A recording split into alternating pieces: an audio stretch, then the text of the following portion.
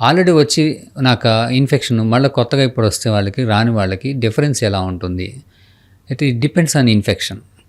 ఇప్పుడు మీకు మనకి తీసుకుంటే చికెన్ పాక్స్ వస్తుంది ఆటలో.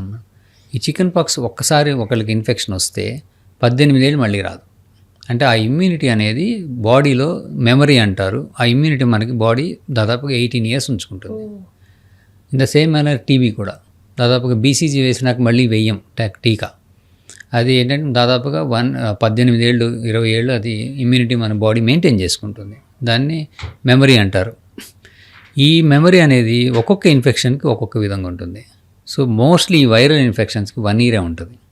కామన్ ఫ్లూస్ కానీ, ఈ స్వైన్ ఫ్లూ కానీ, ఈ కరోనా కానీ, ఈ సార్స్ కరోనా, ఇవన్నీ ఇలాంటి డిఫరెంట్ వెరైటీస్, రైనో వైరస్ కానీ, రెస్పిరేటరీ సిన్సిషియల్ వైరస్ కానీ, ఇవన్నీ ఏంటంటే 1 year ఉంటాయి.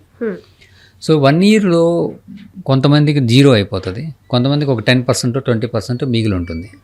అది డిపెండ్స్ అపాన్ పేషెంట్ యొక్క ఇమ్యూనిటీ స్టేటస్. అయితే కొంతమందికి ఇప్పుడు నాకు ఇన్ఫెక్షన్ వచ్చింది, మళ్ళీ 1 year నాకు ఇన్ఫెక్షన్ రాలేదు, మళ్ళీ నెక్స్ట్ ఇయర్ తగ్గేటప్పటికి నా ఇమ్యూనిటీ 0 అయిపోతుంది. కానీ కొంతమందిలో 3 నెలలకు 4 నెలలకు మళ్ళీ కొంత వైరస్ బాడీలోకి వెళ్తుంది సీజన్ వలన.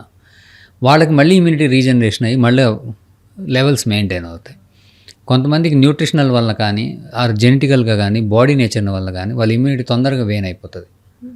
కొంతమందికి 3 నెలలకే పడిపోతే ఆ స్టడీస్లో వాళ్ళు చెప్పింది, కొంతమందికి 8 monthsకి తగ్గుతుంది.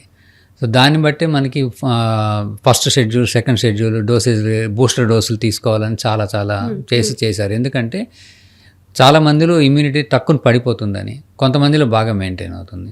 దీనికి సంబంధించిన రీసెర్చ్ వాళ్ళు ఇంకా అప్పుడు చేసే టైం లేదు కాబట్టి సో ఈ ఎక్కువ వ్యాక్సినేషన్ ఇవ్వాలని డిసైడ్ అయ్యారు, బూస్టర్ డోసులు.